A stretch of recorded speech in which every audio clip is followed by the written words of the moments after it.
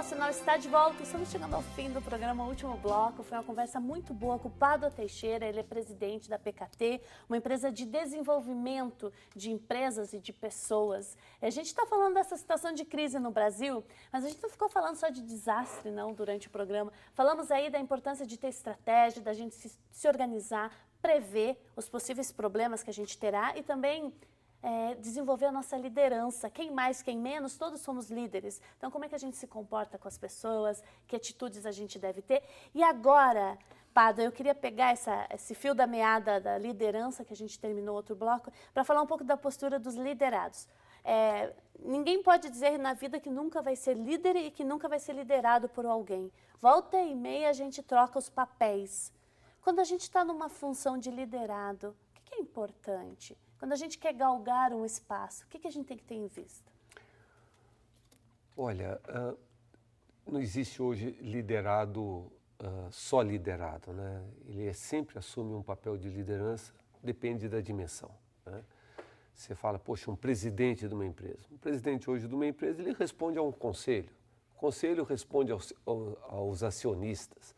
Então, você vai falar, poxa, um presidente de uma empresa, ele é um líder ou é um liderado? Ele é as duas coisas, né? Tem momento que ele é líder e tem momento que ele é liderado. Hoje existe um choque muito grande das novas gerações, né? Porque as novas gerações, a geração Y, ela é muito rápida, ela quer respostas rápidas. E nem todas as empresas estão preparadas para isso, essa que é a verdade. Por exemplo, eu vim de uma geração, eu fiquei 25 anos numa empresa. Foi meu único emprego. Existe isso na realidade de hoje do jovem? Muito difícil. Muito difícil. O jovem, ele quer ter várias experiências, ele acha, ele acredita que ele pode crescer numa empresa com uma velocidade, às vezes, que a empresa não pode proporcionar. Isso gera um conflito muito grande nas empresas. Então, ele começa numa empresa, ele vê que não vai acontecer o que ele está imaginando, ele vai para outra empresa, aí ele vê que não vai acontecer, ele vai para outra. Na verdade, esse é o grande desafio de recursos humanos hoje das empresas, né? Satisfazer a ansiedade e a velocidade que os jovens estão almejando, que é muito diferente hoje das empresas. Existe uma diferença muito grande. E as pessoas têm que saber que hoje é um presidente só numa empresa, não existe 30 presidentes, é um só. Esse funil ele vai aumentando. Você começa como trainee, você se formou numa faculdade, você começa como trainee numa empresa, passa um período, depois você vai para um cargo de supervisão, um cargo de coordenação, um cargo gerencial de primeiro nível, gerencial de segundo, de terceiro, uma diretoria.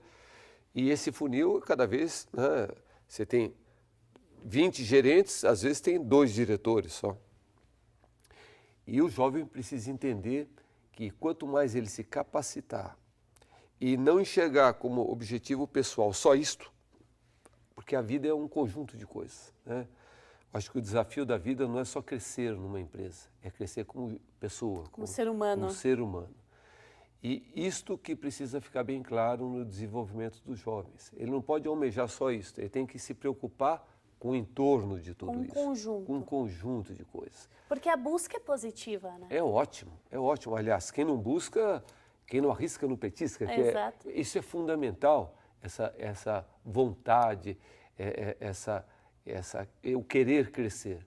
Mas ele tem que entender que ele não é só crescer profissionalmente, ele tem que crescer como gente, como pessoa, como ser humano. Hoje tem muitos desafios na sociedade que não é só a empresa e que nós temos que nos preocupar também. E que não é só dinheiro. Que não é só dinheiro. Embora a gente saiba que é importante e tal.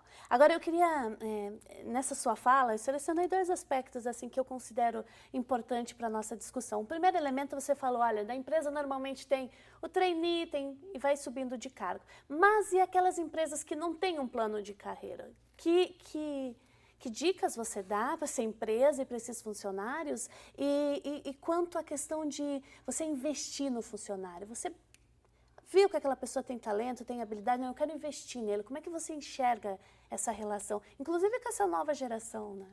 Vou dar o exemplo da minha empresa, né? Nós somos pequenos. Hoje nós temos cerca de 20 pessoas na empresa, então uma empresa pequena.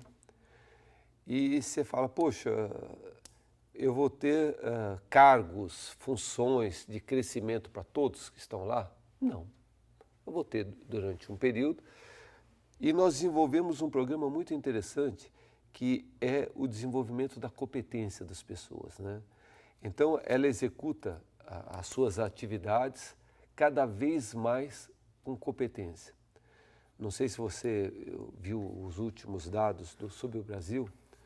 Nós somos um país em desenvolvimento, mas a nossa produtividade hoje é uma das piores dos países em desenvolvimento. Nossa produtividade é péssima, péssima.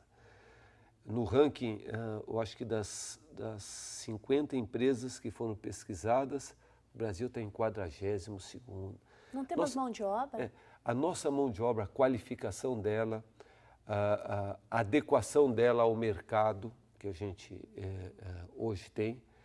Quando você pega a produtividade, por exemplo, de um país desenvolvido, você pega nos Estados Unidos ou os países da Europa, o que cada pessoa produz para a empresa e o que cada brasileiro na empresa produz, hoje a diferença é muito grande.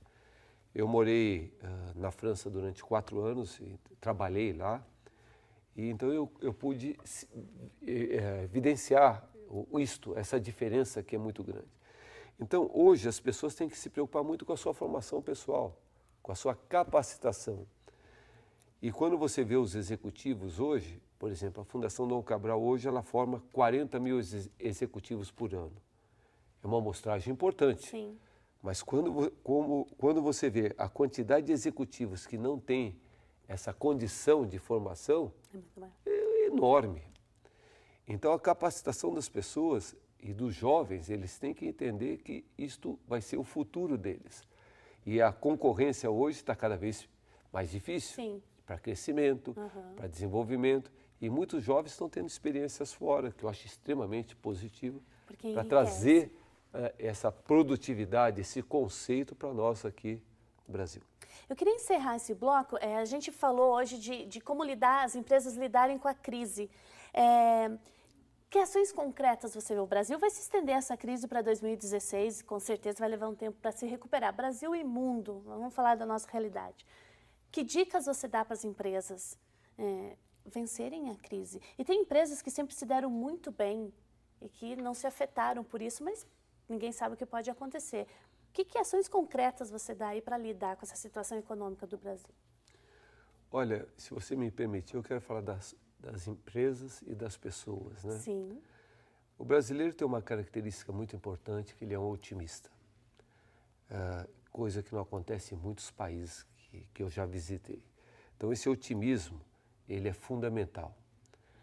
Segundo ponto, não perca a sua ética. Isso também é um outro ponto que, às vezes, no momento de crise, as empresas acabam tomando atitudes não condizentes com a realidade, com a vida dela, com a história dela. Esse é o segundo ponto. O terceiro ponto que eu acho muito importante é que o planejamento das empresas, ela não perca esse foco de planejar, executar aquilo que foi planejado. Esse é um outro ponto muito importante.